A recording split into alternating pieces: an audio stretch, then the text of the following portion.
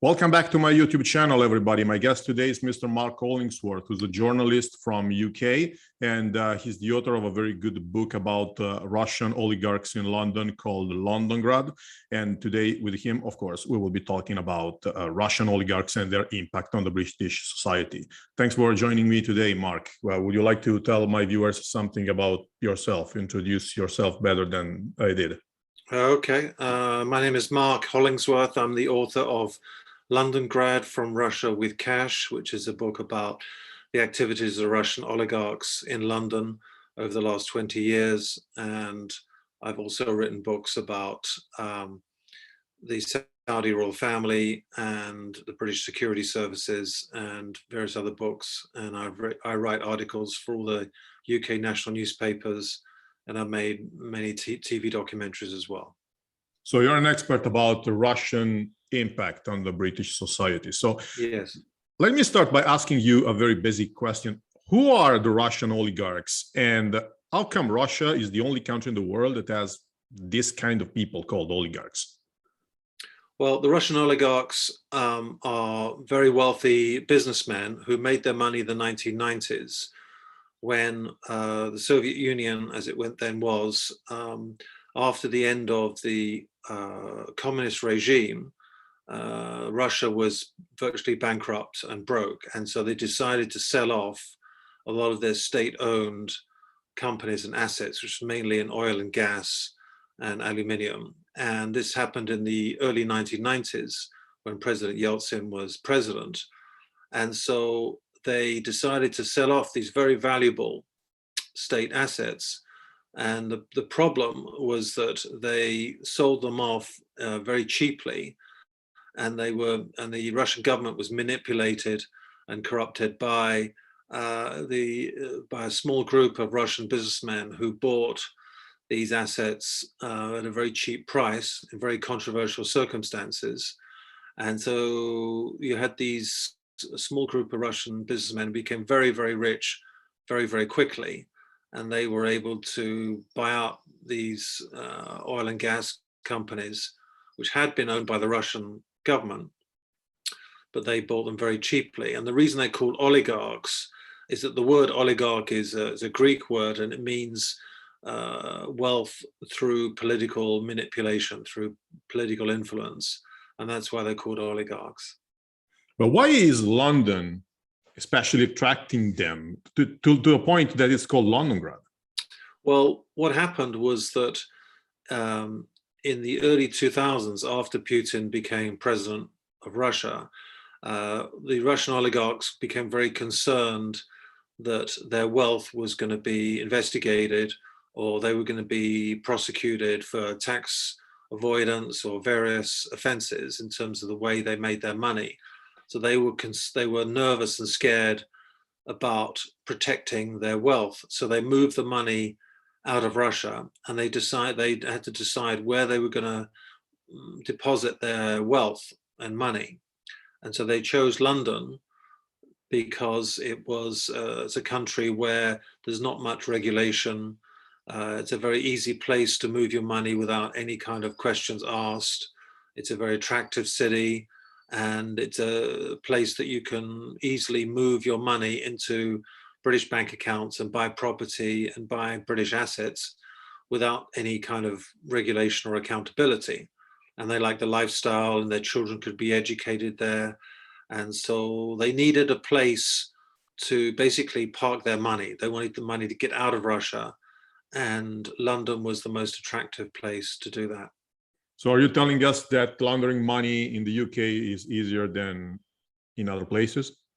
Yeah, I mean, if you buy property in London, or you put money into British bank accounts, or you buy assets, you buy shares in British corporations, and if there's any speculation or suspicion that that money has come from dubious sources, that it's either dirty money or come from corrupt sources or illegal in the way it's been obtained originally, the British authorities and regulators are far less likely to scrutinize that.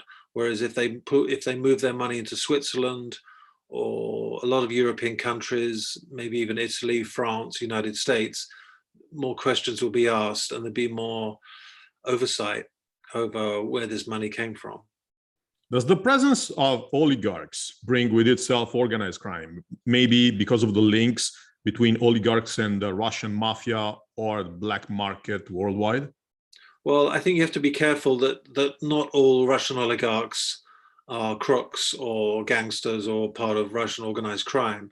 Some of them have made their money actually quite legitimately, some of them in very controversial circumstances when Yeltsin was president of Russia in the 1990s.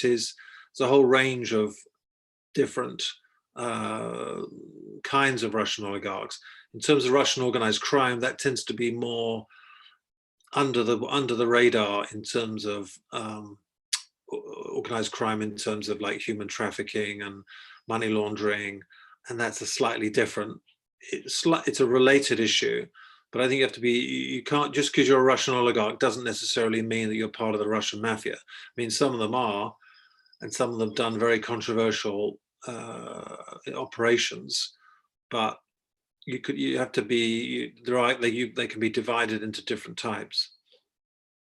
Okay, does the presence of oligarchs have an impact on the life of Londoners in general? Maybe even legitimate things such as increasing the cost of living or of houses or anything of the sort?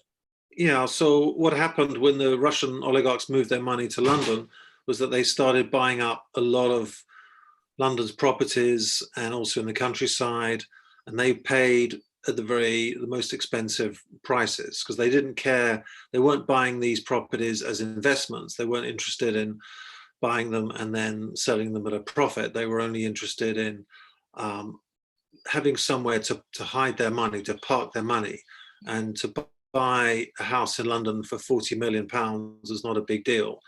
But the problem with that was that it increased the housing market in London, so that prices of property in London became very expensive.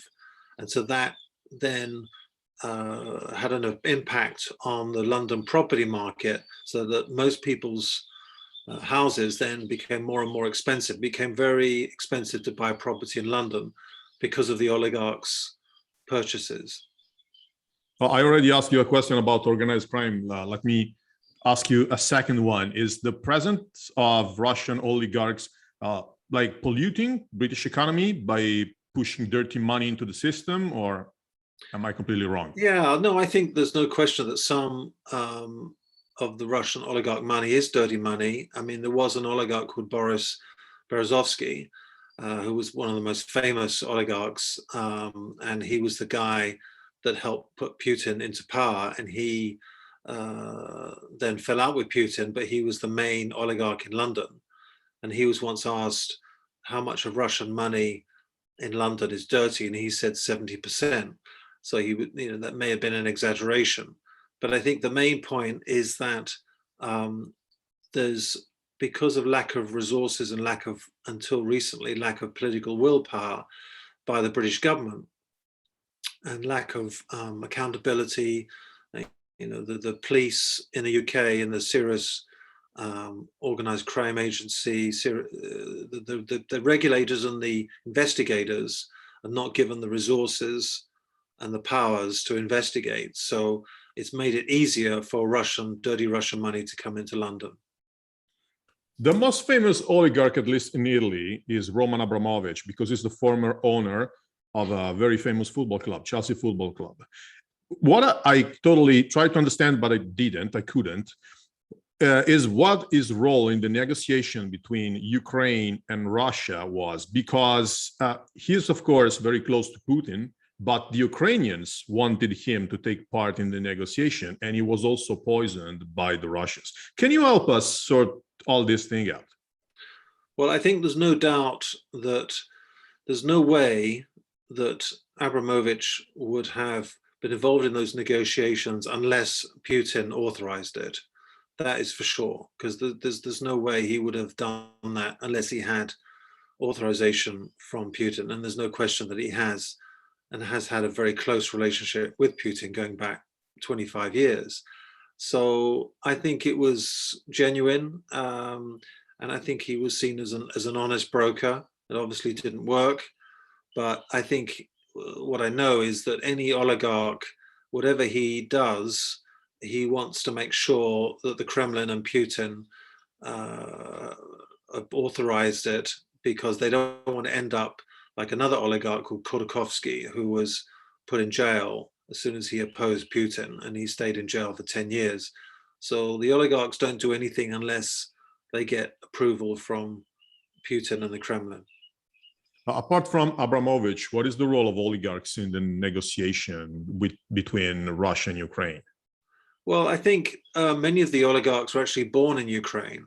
So, for example, there's a guy called Mikhail Friedman, who is a very wealthy Russian oligarch, and he has been sort of relatively critical of the war in terms of certainly opposing the war. He's been sanctioned by the US and UK authorities. His assets have been frozen. But I think, there's a guy called Blavatnik. I think he was born in Ukraine. There'd be quite a few of the Russian oligarchs who are actually born in Ukraine. So they've got a natural affinity with that country. But at the same time, they made a lot of their money through their relationship with the Russian state. So they actually could be very useful as honest brokers to negotiate a peace, because they're not part of the Russian government, but at the same time, they've got national, historical origins with Ukraine. One weird thing we're seeing this month since the invasion of Ukraine started is that a lot of oligarchs and top managers of Russian companies are dying in mysterious circumstances.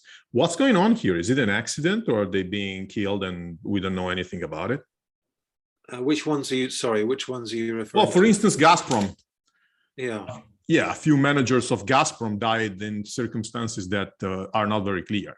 Yeah. I don't know the details of that, or I don't know the specifics of that, but there has been a series of cases of Russian oligarchs or wealthy Russians who have been murdered, certainly and particularly in London. And so, I think that you have to be careful not to sort of generalize and say that all anyone who dies in unexplained circumstances is because of the Russian state. Some of them definitely have, some of them have not.